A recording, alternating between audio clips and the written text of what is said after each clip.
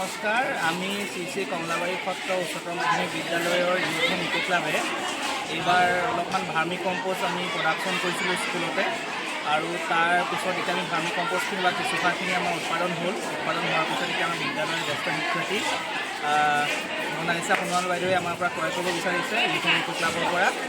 এইখিনি আমাৰ প্ৰডাকশ্যন আপোনালোকে চাব পাৰে। এইটো আমাৰ প্ৰডাকশ্যন হয়। আমি 250 গ্ৰামৰ পেকেট কৰিছোঁ আৰু 5 টকা মূল্য। এয়া বাইদেউ আমাৰ পৰা আজি 10টা ক্ৰয় কৰিছে, গতিকে এয়া আমি বাইদেউৰ হাতত দিছোঁ। বাইদেউৰ হাততো আছে অলৰেডি। এয়া আমি এনেকৈ প্ৰডাকশ্যন কৰি আমি আমাৰ পুঁজিটো অলপ ষ্ট্ৰং কৰিবলৈ চেষ্টা কৰিছোঁ।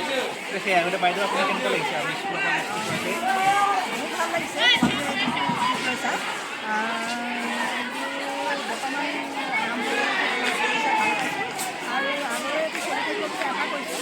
আৰু মই ভাল আজি লৈছোঁ, আৰু মই 2 বছৰমান ফুলৰ পুলি তেনেকৈ কৰা নাছিলোঁ। এতিয়া কিছুমান ক্ষেত্ৰত ব্যস্ত হৈ আছিলোঁ, আৰু এতিয়া মই ফুলৰ পুলি প্ৰায় মই 50টামান আনিছোঁ। তাতে দিম বুলি আমাৰ 23 টকাৰ মুঠত চাকৰি নহ'ল আছে, সেই চলি যাব পাৰে, তাৰ বাবে মই ক্ৰয় কৰিবলৈ আগবাঢ়িছোঁ।